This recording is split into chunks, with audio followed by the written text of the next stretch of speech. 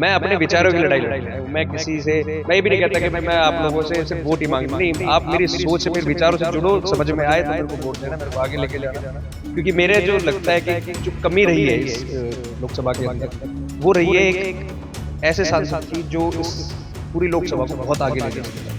तो किस तरह से अब सपोर्ट रहेगा आपको अहिर रेजिमेंट के प्रोटेस्ट को लेकर? पिछले काफी समय से धरने पर भी बैठे। मेरा सबसे पहला काम ही रहेगा, अगर मेरे को मौका मिलेगा तो सबसे पहली आवाज उनकी उठेगी, और अगर मेरी आवाज को दबाने की कोशिश करी गई तो ऐसी जिसको कहते हैं ना कि ये अपना ऐसी सीट को, ऐसे अपने हक को हम वहीं छोड़ के आ जाएंगे, भाई तुम्हारी कुर्सी रही और ये तुम्हारा लेना देना, पहले हमारे हक पूरे करो। हमें ऐसी कोई राजनीति नहीं करनी है, कोई आए टिकट ले और जीत के घर बैठ, जीत के घर नहीं बैठना, काम करने, नहीं तो तुम्हारा चुनौती है सामने वाले मानेंगे, मैं तो मानता नहीं। मैं तो अपने विचारों की लड़ाई लड़नी है, चाहे उसके सामने कोई भी कितना बड़ा कैंडिडेट दे, छोड़ जाओ, विचारों की लड़ाई लड़ते रहेंगे। अब मैंने 24 घंटे आप लोगों के मांगने, एक महीने मेरे को 1 महीना अपना 24 घंटा दे दो और इस लोकसभा का शक्ल सूरत बदलने की कार्यक्रम।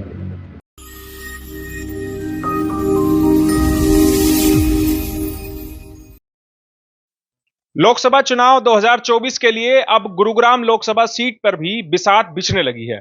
एक तरफ बीजेपी ने जहां पहले ही तीसरी बार अपने मौजूदा सांसद राव इंद्रजीत सिंह को मैदान में उतारा है, तो वहीं अब टक्कर देने के लिए जननायक जनता पार्टी यानी कि जेजेपी ने, जिन्होंने कुछ दिन पहले ही बीजेपी से गठबंधन तोड़ा है, उन्होंने गुरुग्राम लोकसभा सीट से अपने उम्मीदवार की घोषणा कर दी है।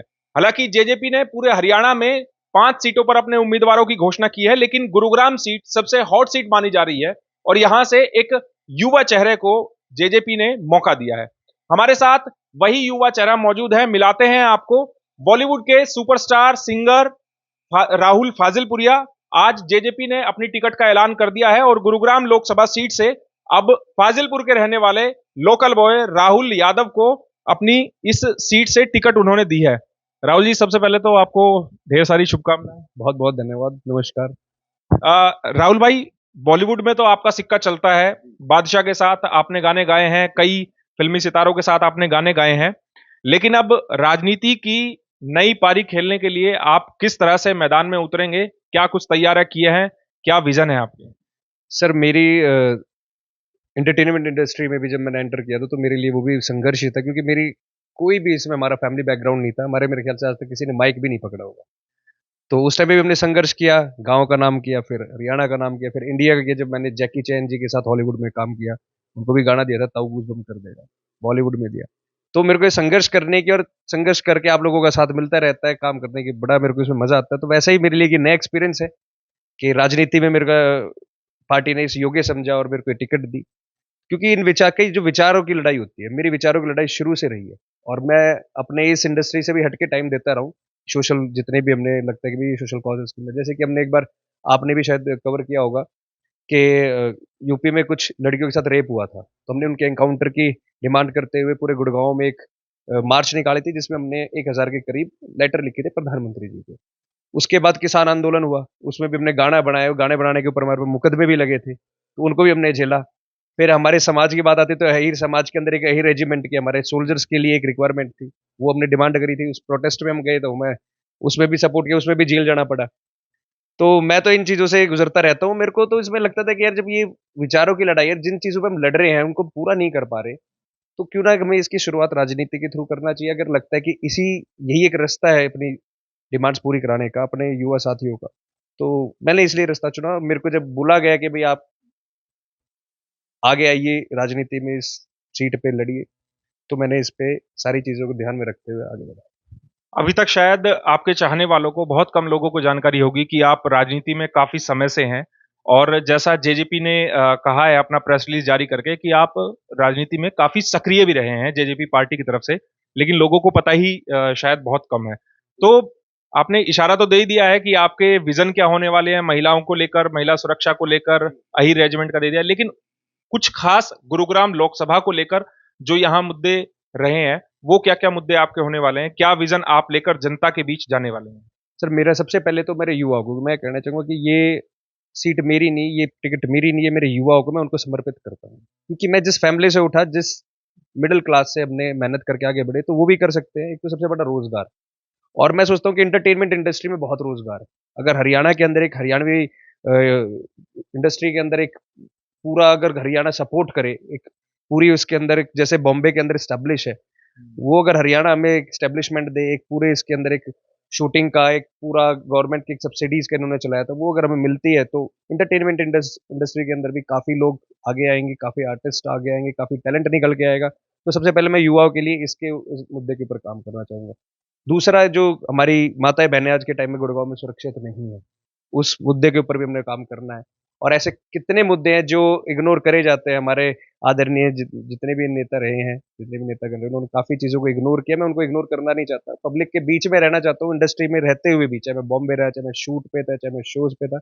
मेरे को जब भी मौका मिला, आप तो देखते रहते हैं कि मैं हमेशा लोगों से जुड़ा रहा, उनसे मिलता रहा, तो उनके बीच में रहने के बाद समस्या पता लगती है। अब घर बैठ के या गोल्फ खेल के तो समस्या पता नहीं लगती। आपके परिवार से कोई राजनीति में रहा है कि उनके बेस पर आपको आगे बढ़ाया जा रहा हो कि परिवार में राजनीति से है, पहला बैकग्राउंड है और अब राजनीति में भी जा रहे हैं? मेरे लिए तो मेरे परिवार के मेरे पूरे परिवार के लिए ही सब ये एक नया एक्सपीरियंस रहेगा, क्योंकि ना तो इंडस्ट्री में आया था जब माइक उठाया था, ना राजनीति में आया तो कोई हमारे ख्याल से कोई सरपंच या मेंबर भी रहा होगा। तो अपने परिवार से सबसे पहले मैंने ये टिकट ली है और पहला मैं ही हूँ। अच्छा, सबसे गुरुग्राम लोकसभा सीट पर केवल एक ही नेता माना जाता है कि पिछले 5 बार से वो सांसद हैं। तो क्या लगता है आपको कि टक्कर दे पाएँगे उनको आप एक नई युवा सोच लाकर आप चूँकि हमारे अधिकतर वोटर जो हैं वो युवा हैं। तो ऐसे में क्या आप अपनी छवि डाल पाएँगे उन युवाओं में कि आप इस बार मौका दीजिए? मैं देखो ये नहीं कहता कि ये सीट किसी की है या किसी का इस पे हक है। देखो हक होता है युवाओं का, एक आपकी सोच का, आपके विचारों का। मैं अपने विचारों की लड़ाई लड़ने आया हूँ। मैं किसी से मैं ये भी नहीं कहता कि भाई मैं आप लोगों से सिर्फ़ वोट ही माँग नहीं, आप मेरी सोच से, मेरे विचारों से जुड़ो, समझ में आए तो मेरे को वोट देना, मेरे को आगे लेके जाना। क्योंकि मेरे जो लगता है कि जो कमी रही है इस लोकसभा के अंदर, वो रही है एक ऐसे सांसद की जो इस पूरी लोकसभा को बहुत आगे ले जा सकता है। तो वो कमी मेरे को पूरी करनी है, जिन पे वो काम नहीं कर पाए, वो काम मेरे को करने हैं। जो लगता था कि हम थोड़ा-सा समय निकाल के आवाज़ उठाते और हम काम आगे ले जा सकते थे, छत्तीस बिरादरी को हम कहीं न कहीं हर तरीके से सपोर्ट कर सकते थे, तो वो काम करने की मैं कोशिश करूँगा। अहिर रेजिमेंट को लेकर आपने ज़िक्र किया शुरुआत में ही और आपने सपोर्ट भी किया। अहिर रेजिमेंट का जब प्रोटेस्ट हुआ तो आप जेल भी गए, हमने खुद वो स्टोरी कवर की थी, आपके साथ मौजूद थे वहाँ पर। तो किस तरह से अब सपोर्ट रहेगा आपको अहिर रेजिमेंट के प्रोटेस्ट को लेकर? पिछले काफ़ी समय से धरने पर भी बैठे हैं। तब मैं तो धरने पे भी अपने टाइम दिया, प्रोटेस्ट में भी दिया, जेल भी काटी है। मैं तो उसके बिल्कुल हक में हूँ, क्योंकि ये एक हमारे सोल्जर्स की बात है जिन्होंने वहाँ पे अपने शहीद हुए, अपनी जान दी, उस परिवार ने अपने जवान खोए हैं। उनके लिए आवाज़ है, वो आवाज़ मेरा सबसे पहला काम ही रहेगा। अगर मेरे को मौका मिलेगा तो सबसे पहली आवाज़ उनकी उठेगी, और अगर मेरी आवाज़ को दबाने की कोशिश करी गई, तो ऐसी जिसको कहते हैं ना कि ये अपना ऐसी सीट को, ऐसे ही अपने हक को हम वहीं छोड़ के आ जाएँगे, ये भई तुम्हारी कुर्सी रही और ये तुम्हारा लेना-देना, पहले हमारे हक पूरे करो, हमें ऐसी कोई राजनीति नहीं करनी है कि भई आए टिकट ले और जीत के घर बैठ गए। जीत के घर नहीं बैठना, काम करने, नहीं तो वो तुम्हारा ये पकड़ो अपनी कुर्सी। लाखों करोड़ों फॉलोवर्स हैं आपके जो आपको देखना चाहते हैं गाते हुए, आप नए-नए उनके लिए कोई प्रोजेक्ट्स लेकर आएँ। अब राजनीति में कदम रख दिया है, अगले डेढ़ 2 महीने आप व्यस्त रहेंगे, काफ़ी समय नहीं होगा आपके पास। तो क्या राजनीति में आने के बाद फिर ये सिंगिंग छोड़ दी जाएगी, एंटरटेनमेंट इंडस्ट्री छोड़ दी जाएगी? नहीं सर, ये तो देखो मेरी पहचान है, इसको तो मैं नहीं छोड़ सकता। जैसे शुरू से ही मैंने कहा कि मैं हिंदी और हरियाणवी में गाने गाता हूँ। मैंने आज तक पंजाबी में भी ट्राई नहीं किया, मेरे को काफ़ी बोला गया। तो मैं अपनी इस इंडस्ट्री को कभी नहीं छोड़ूँगा, इसके थ्रू मैं आगे काम करता ही रहूँगा, और अपनी हरियाणवी लैंग्वेज को प्रमोट करने का जो काम शुरू से उठा है, वो एक यही एक हमारा ज़रिया है। हमारी इंडस्ट्री, हमारा सिंगिंग, हमारी एक्टिंग, तो इसके थ्रू उसको बढ़ाता रहूँगा। चुनौती क्या देखते हैं आप इस सीट पर? अभी कांग्रेस ने अपने उम्मीदवार उतारे नहीं हैं और इंडिपेंडेंट भी अभी किसी का नाम सामने नहीं आया है, सिर्फ बीजेपी ने अपना कैंडिडेट का नाम क्लियर किया है। अब दूसरा नंबर आपका है कि जेजेपी ने आपको इस सीट से दावेदार बनाया है। तो क्या चुनौती देखते हैं आप? क्या कांग्रेस से जब कोई उम्मीदवार यहाँ पर उतारा जाएगा, उसके बाद कोई चुनौती बनेगी या अभी आप केवल मुद्दों की चुनौती लेकर चल रहे हैं या फिर बीजेपी में देखें तो मोदी का जो लहर दावा कर रहे हैं बीजेपी की पार्टी के लोग, क्या उस लहर को चुनौती मान रहे हैं या मुद्दे चुनौती होने वाले हैं इस सीट पर खासकर? जब चुनौतियाँ सामने वाले मानेंगे, मैं तो मानता नहीं। मैं तो अपने विचारों की लड़ाई लड़नी है, चाहे उसके सामने फिर कोई भी खड़ा हो। कोई भी कितना बड़ा कैंडिडेट हो, चाहे छोटा हो। विचारों की लड़ाई है, लड़ते रहेंगे आखिरी दम तक।